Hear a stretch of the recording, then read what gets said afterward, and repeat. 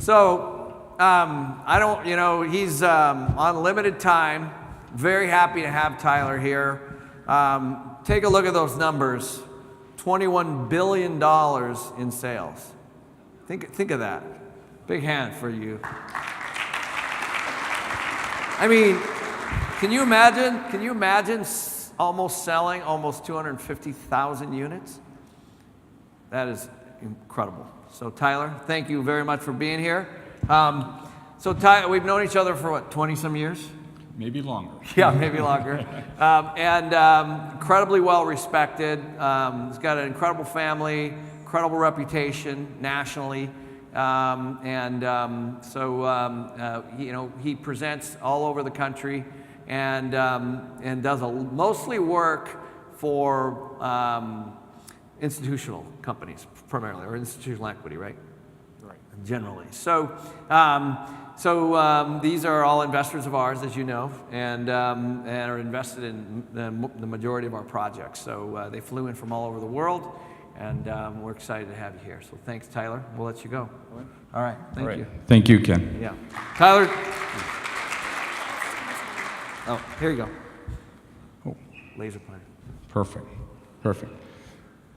Test this out. And we got the clicker right here. And we have a clicker too. All right. I got it. I need one more hand. Yeah, one more hand. Maybe Autumn can hold the mic for you and walk around. All right. So, thank you for inviting me, Ken and Ross and everyone. We have worked with MC over the years, and I would tell you their reputation is as they advertise. It is highly respected, and we always look forward to working with them. They are a little picky on their offers, so sometimes they're not the selected buyer because their pricing isn't as aggressive as we would like it always to be on the sales side or whatever. A little background on myself. I moved here in 1976. I'm from Illinois originally, a little town of Belvedere, about 15,000 people, if anybody knows where that is, out by Rockford.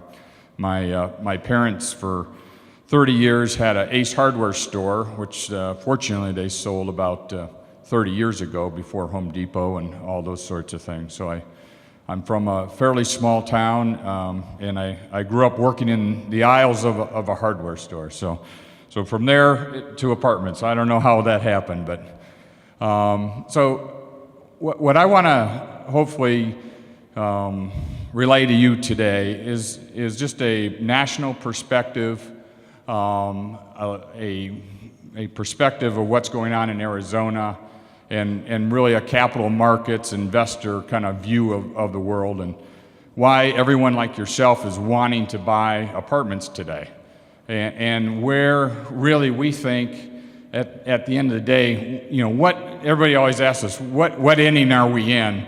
Or is it getting overbuilt? Seems like they're building apartments everywhere. What's going on? Should we be concerned about, apartments? I get that question all the time. My partner, Sean Cunningham, gets that question.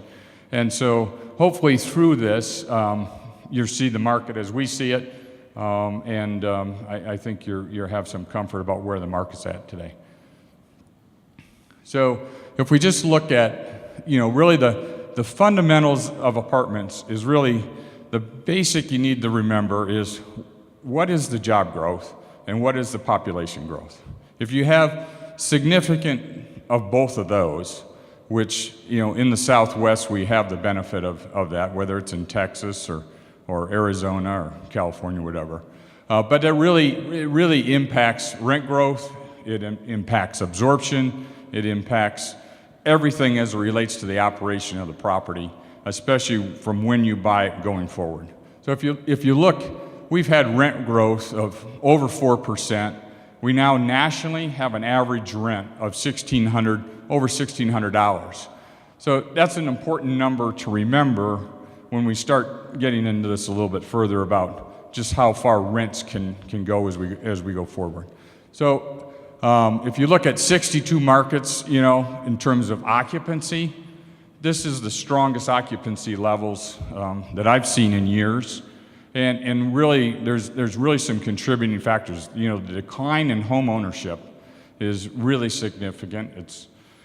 you know, and the rate of interest rates today, I mean, they didn't lower them for us in the apartment business, but we're all benefiting from these low rates in the apartment business. So it's really made deals cash flow for probably the most longest extended period of time that I've ever seen since being in the business. And when we really look at demand and the overbuilding in that, absorption still continues to outpace the supply of apartments that are being built in the United States. So if you look back at rent in the last 5 years, we've had 23% rent growth. If you go back to 2000, the average rent in the United States was like $1,200. Now it's up to over $1,600, as I said. And where have we had that rent growth? If you look in 3 years from 13 to 12, the cities that you hear about, which have really had some of the strongest rent growth, have really been, when you think about it, it's where people are moving to, and it's where the job growth has been occurring. So again, common theme, follow the job growth, follow the population growth. It's not happening in Cleveland or Pittsburgh or whatever. So how do rent levels today compare to 2008? We have, in the recession, we had significant loss of rent. But rents have come back. We're now above where they were in 2008, which let's say that was the bottom of the market, 2009, somewhere along in there. And if you look at San Francisco and San Jose and Denver, 45% rent growth in San Francisco. It looks impressive, but they've already gotten that. So in a way, you want to look at markets like Arizona and say, wow, even though we haven't totally recovered to where we were before 2009, we probably have more room to grow than, say, San Francisco has, which already has some pretty outrageous rents in the whole scheme of things. And again, rent growth has been really, when you look at all these cities, it's the coastal markets, and it's Texas, and it's the Sun Belt in terms of where the rent growth has been. But it's really been across the country, and it's because of the correction in housing and a less desire to own homes. And now we have these millennials coming up, which is creating more demand, and they're finally going to move out of their parents' basement.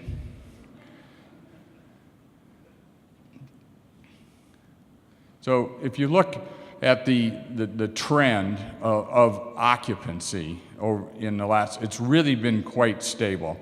You saw, a spike up in vacancy in 2009. It went to, oops.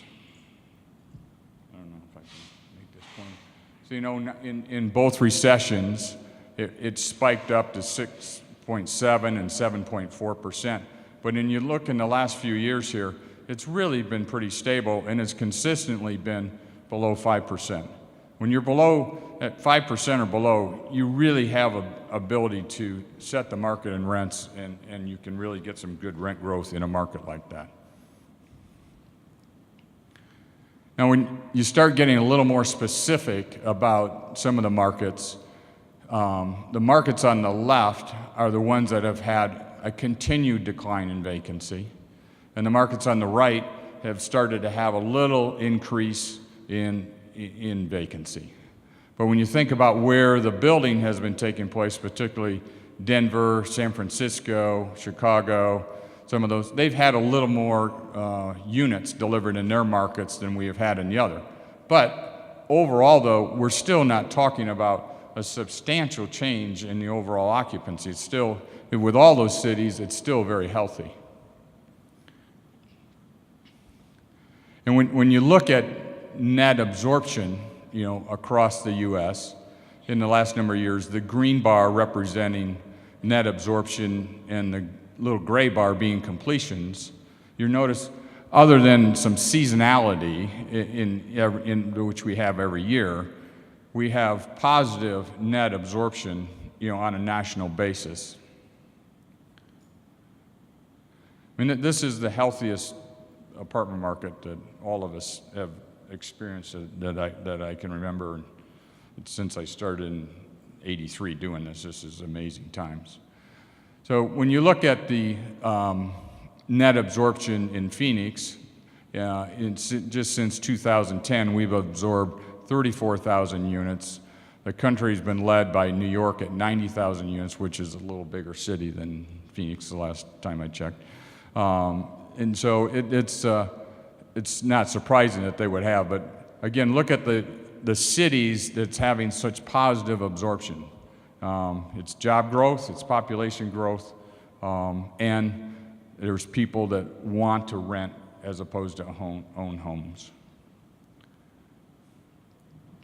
Now this is an interesting chart. The blue line actually represents, what percent of apartment permits every year is of the entire housing stock. So basically, generally, apartments are somewhere in that 25%, other than in the recession of '09 and 10 there.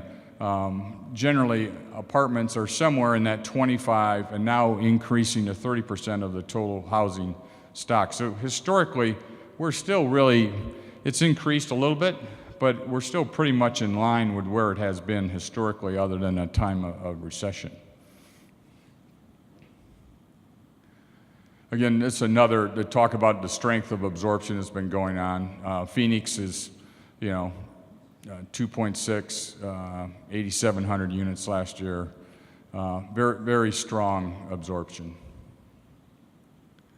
Now, this is an interesting chart, because when you hear everybody talk about the economy, you would be led to believe that we still do not have all of the jobs back that we lost, but that's not the case. If you look, we had 133 million people working over in '05. Before the recession, we peaked at 138. We lost a ton of jobs, and now we're back to 143. So we've really had a lot of job formation, which for apartments is key, and it's a key driver of the health of how buildings operate. And you also hear, well, the young people can't find a job. Well, that also is a fallacy. Since 10, every year, there's been over 500,000 young people find a job. So we've actually had a very healthy young employment base that's been hired, but they still have not chose to buy a home. And employment growth, again, just to stress this again, is really key. But if you look at it, the green bar represents, and you notice that Phoenix and I believe Fort Worth, and you look at Miami, are the only markets where our job growth now is anticipated to accelerate from the job growth we've been having. The other cities, the gray bar is actually, or the growth is actually below what they've been having in the last few years. So Phoenix as a market, I don't know what happened here. Hello? There we go. All right. So Phoenix as a market really looks strong. Again, 4.1% is what is anticipated for job growth in the Phoenix market. That would be in Phoenix, that'd be in the next couple of years, that would be 74,000 jobs. Nationally, we're anticipated to add another 1.6 million jobs. Again, all positive factors as it relates to our business in the apartment business and the future demand for apartments. So the takeaway here is really you should be feeling pretty good about the ability of apartments to not only perform well as they are, but for rents to continue to increase, especially with this amount of job growth. Now this is an interesting chart, and it leads into the next one. If you look over on the left, the millennials, the number of millennials now are more than the number of baby boomers. which Ross and I fit into the baby boomer category. But the number of millennials, is such a huge block, and everyone's talking about the millennials this and the millennials this. But what's interesting, when you go to this next chart, if you look on the left, when we as baby boomers became renters in our younger age, the red line on the left demonstrates the number of units that were built for the baby boomers generation, right? And the demand that came with it. If you look over here on the right, the purple line would represent if the millennials had done what the baby boomers had done, which they're going to eventually, that would have been the demand. Instead, what has actually happened is even less demand than the baby boomers that have. So eventually, those millennials just have to leave home. They have to. And statistically, they will. Statistically, they will. Now, besides that, just inherent demand of baby boomers becoming renters and millennials becoming renters, we then have the most incredible thing that's really helped the apartment business is the decline of home ownership.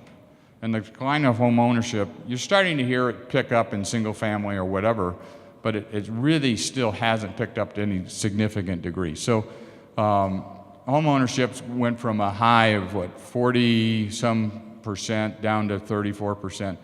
The millennials are not buying homes, they're renters. And there's going to be more of them. So this is the overall home ownership rate, which has dropped to historic lows at this point in time. But that's good for apartments. So everybody complains, we need a healthy single-family market and all that. But us in the apartment business, we like these numbers. So let's talk now a little bit more about, since we have the basics that we know that population growth, employment growth, the millennials are renters, there's less home ownership. So that has caused a lot of capital and a lot of investors like yourself to go out and start buying apartments. So when you look at it, it's been a robust market year over year. It's getting more and more competitive to buy apartments, and we're seeing a lot of offer activity from a lot of good groups. The average sales price now has gone up. Some stats here say 150, others say 136, but the price has increased rather significantly. But when you look at the increase in rents because of the health of the apartment market, the returns still remain fairly consistent. So the pricing metrics, are not really out of whack, even though you keep hearing, well, price per unit went up to this and this and this. Remember, we've had a lot of rent growth to match up with those increases in value. So that's why you see that. So it isn't all about just the increase in price. So, I would tell you for years, you could never buy an apartment building with what we call positive leverage, meaning that the cap rate and the rate of return is higher than the cost of the debt. For years, you had to buy negative leverage and then hope with what you were doing to the building, you could end up with a nice return. So this period of time has been really, really pretty outstanding. So let's break it down a little bit more in terms of actually what pricing has been. Last year, nationally, there was $150 billion of apartments sold across the entire country. And if you break that into garden product and then call it mid-rise and high-rise, the price of garden was average, say, 104. The mid-rise and high-rise was 270. The garden was a 6.1 cap rate, and the more core institutional product was 5.1. But look at, the 6 major markets, or the Sexy Six, as they're referred to sometimes in the real estate industry. That's the lowest cap rate, sub 5. I mean, if you go to Southern California, LA, it's sub 4 in terms of the cap rate. And so when you look at the non-major markets, you start getting back to, something above 6 in terms of the cap rate.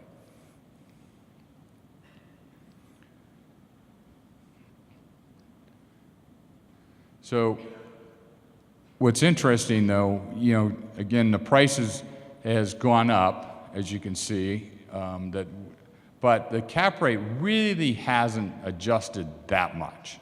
If you go back to 12, which was still recessionary times almost, it should be a little bit higher in that time period. But if we're still just a little bit below 6 overall, and we were just a little bit above 6 it's really not, that's not a huge amount of volatility in cap rate over that period of time. So cap rates have remained fairly consistent.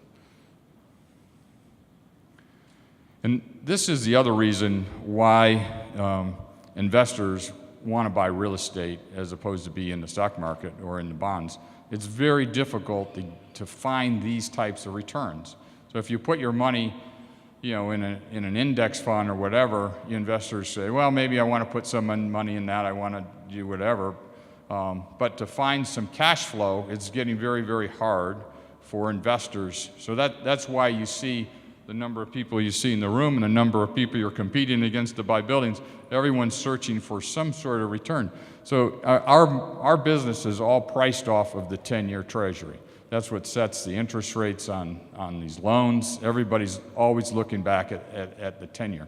But the other side of that is, because it's so low, to find an alternative investment is very difficult with something that would generate the returns that you can get in real estate in general today. And that's why you see so many people feeling good about apartments. So back to this chart again. And we start to drill in a little bit more on Phoenix. Phoenix growth is anticipated, in the next 3 years to be one of the top markets in the country, for employment growth and for population growth. And the question I always get asked, well, it seems like Phoenix they had all this job growth, but it's always in construction. Well, it was always in construction when they were building a lot of homes here. We still are only permitted maybe 12,000 homes last year, maybe 13, versus 60,000 before the bust a year. So we just don't have that many construction jobs. So our employment growth, the story is the healthiest it's been. It's come in healthcare, it's come in tourism, which, all of you here today, we appreciate you coming to town and spending your money. But it's come much more balanced, and it's really not in construction, which is a much better outlook for the whole Phoenix and the Arizona economy.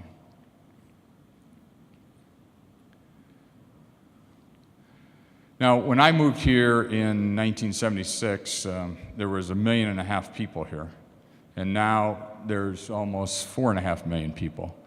If you do the math on that, in reality, that's 100,000 people a year, every year, since 1976. That's a lot of people moving to town. And while in the downturns, our rate of population growth has declined, it has never gone negative, and it's just slowed. So the Southwest continues to attract people, and people are saying, well, why does Phoenix attract so many people? I go, well, in many ways, we're a suburb of Southern California, and our cost of living here is, half of what it costs to live in Southern California. So the firms move here because their employees can buy a home, they can afford the rent, whatever they want to be able to do is just much more. So that's what drives our economy in terms of the growth, is the affordability aspect of Phoenix.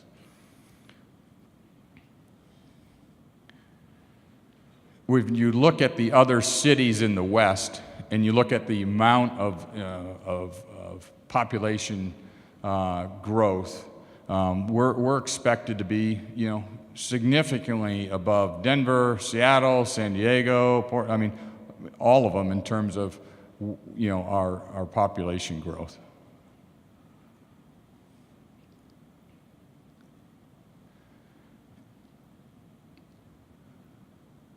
This was the absorption that we've had in the last few years. And again, you drive around town and say, boy, we're building a lot of apartments. But when you look at the number of units that have been absorbed, our absorption is outpacing the number of units that are being delivered.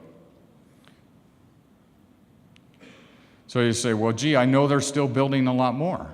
So let's drill into the numbers a little bit further.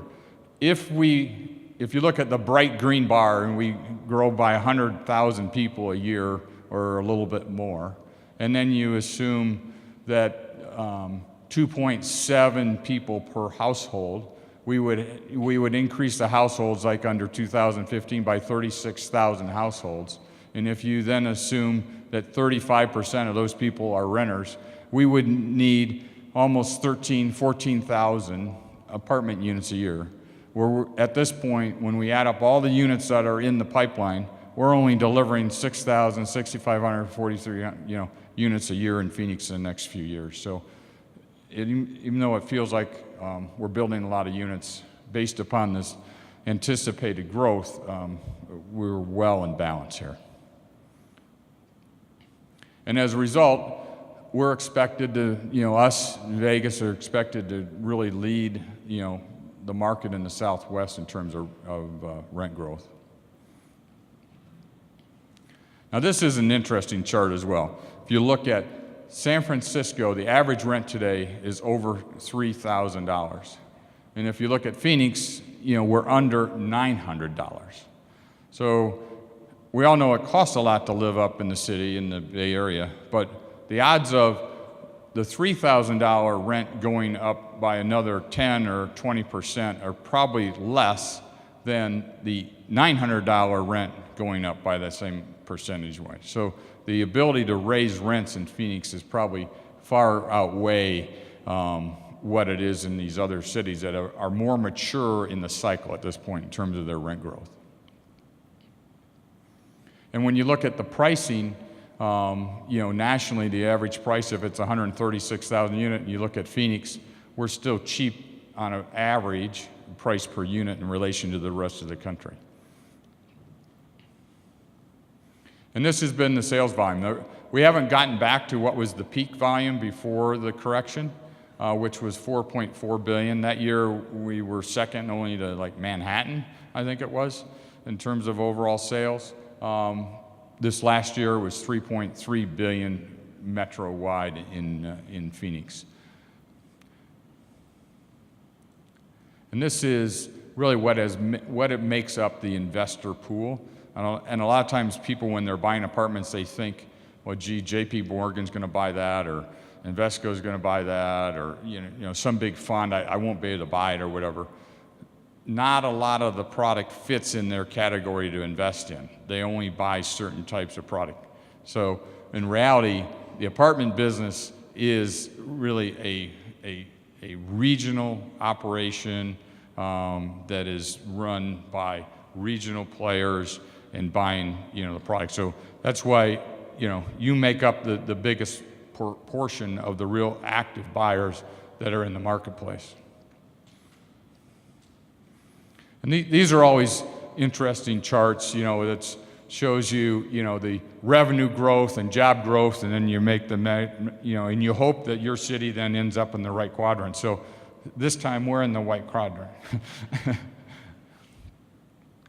So if you look at, Phoenix Metro, just the multifamily, so, the third-party reports that are out there, Axiometrics, Witten, CBRE Econometrics Advisors, they all have us growing even higher in terms of the job growth, the market rent growth. It's all forecasted through 2018 to be very positive in Phoenix. So, and when you look at the home ownership rate, we're now the lowest that we have been here in a long time. And when you look at the United States, I think you can make the same same overall type of conclusion. There's a lot of investors, a lot of capital chasing deals, but it's still, I would say it's pretty disciplined. People are not stretching, especially in markets that are not the coastal. If you go to Los Angeles, you can expect to stretch in your pricing. But when you come inward, you can still get a lot better returns.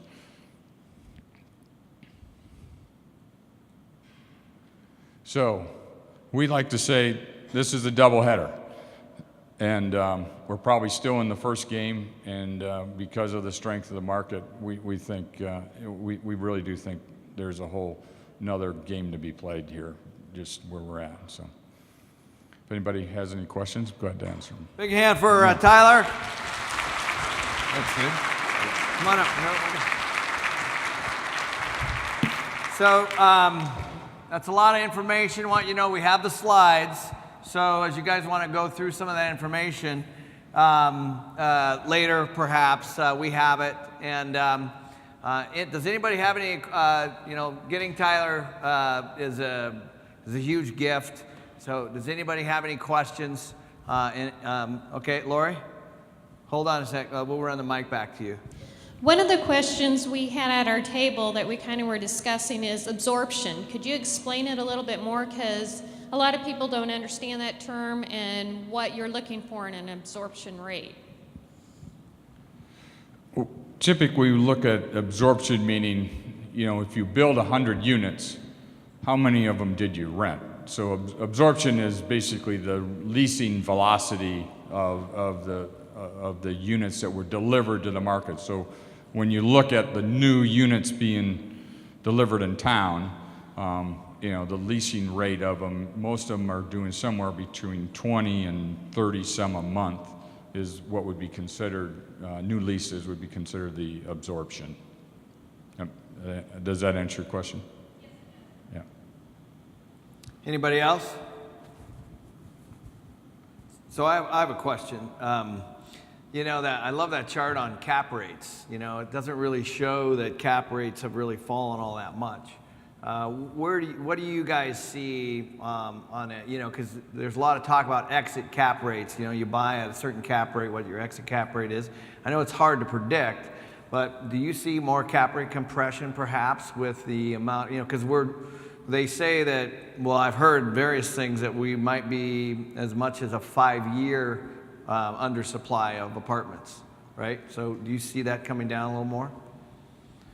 Well, I think cap rate compression comes from a couple of things. One, people's anticipation of further rent growth. So they're going to get more aggressive about, they know the rents are going to get up, so they're willing to maybe take a little less. So cap rates will go up if they don't think there's any rent growth at all. And the other then that drives cap rates down is just how many people are trying to buy the buildings, which is what you're referring, which you're referring to. And so I think there's a limit though to that, and it seems to have dropped a fair amount as in that chart, but it doesn't seem to have dropped really that much further. It seems to have stabilized. And then you got to tie cap rates back to interest rate to some extent too. If we have an increase in interest rates, cap rates typically will go up, but it's not a 1-to-1 ratio. Right. Thank you. So also one other thing, I know a lot of the charts we kept seeing Tucson, on the rent growth and the year-over-year growth and the population, and I know you guys have an office there. Can you touch on the, kind of the nuances between the two cities, and because they're kind of growing together now? Tucson is just a smaller market. It's been slower to recover than Phoenix, but the reports and the operators and owners that we talk to down in Tucson today are really starting to see some movement in their rents. So it appears to be, very positive in the direction from just what I'm hearing around the operational side of things in Tucson. Yeah, that's certainly what we're seeing. Yeah. Mike, can we run a mic back to Tom there? Yeah, I saw the chart of the the growth rate of the jobs seems like they're growing, and then you've got the millennials, which seems like a large population, but they're staying at home. They're not necessarily entering into the rental market as much. And it sounded like the millennials were getting jobs, that their job growth is growing, but is there a discrepancy between salary growth, and you may have more number of jobs, but are the salaries increasing to meet the rental increases that are happening? Is there a relationship with that? Salary growth versus job growth? Yeah, I think I understand your question are they getting enough of a job to pay the rent? Yeah, to simplify it, yeah. And I think there's a lot of people that ask that same question, and I think when you get in the more expensive markets like San Francisco, it's not unusual for parents to still be assisting people with their rents, because you hear that a lot of times. So I think there's a lot of assistance going on and helping, but we still need them to go rent an apartment, which has to happen, and it is happening finally.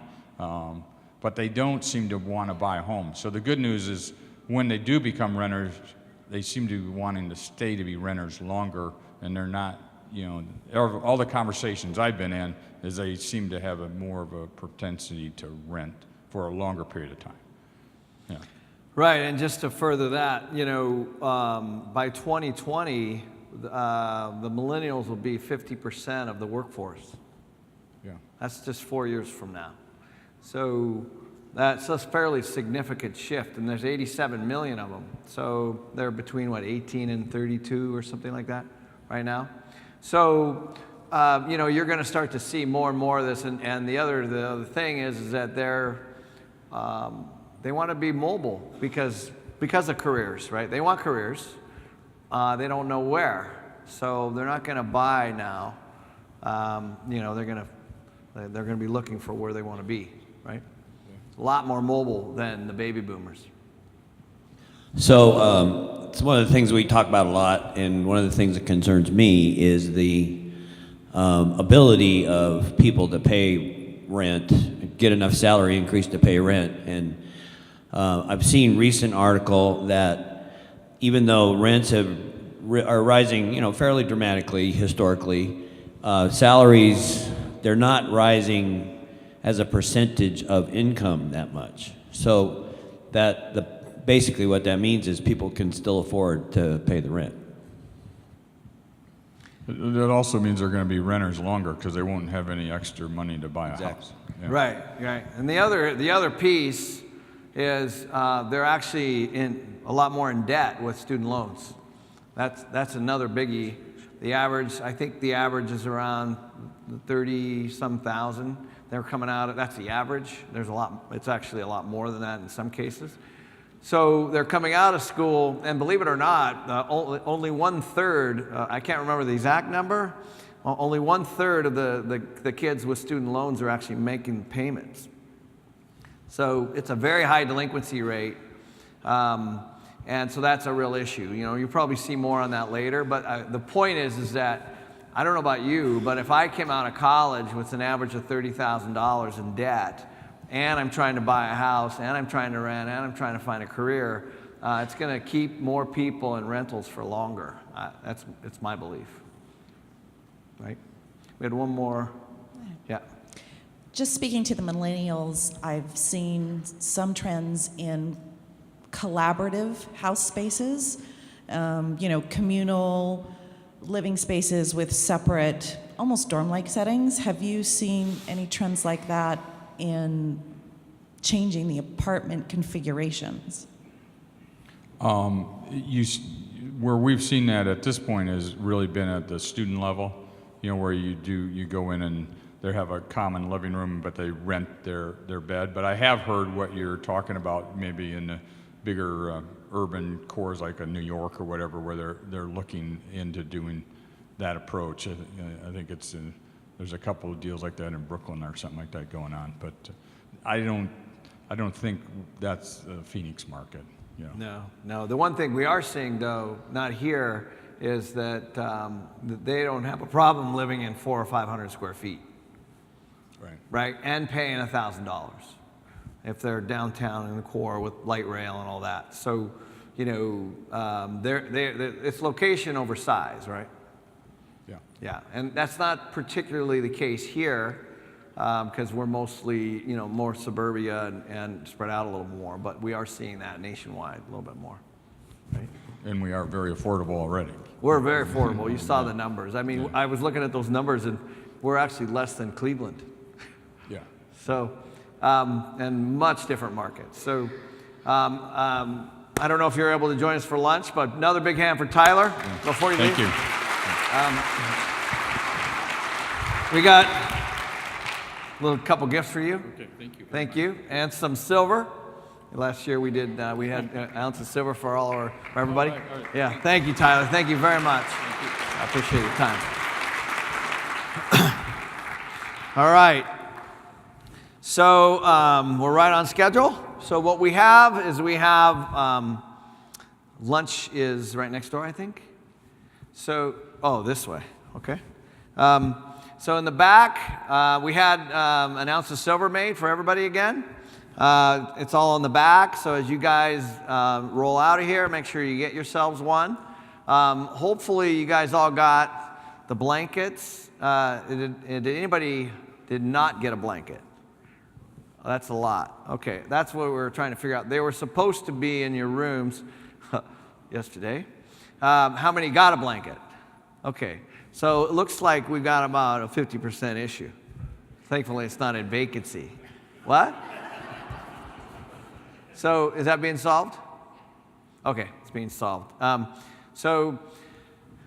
Make sure that when you guys roll out of here that you get both of those, a coin and a blanket. So 15-minute break, and then the lunch is next door here, and you're going to listen to Clay, and we'll have this exact thing up over there. But appreciate any conversation you guys have. Please hit us up in the break. Thank you very much. Let's all stand up.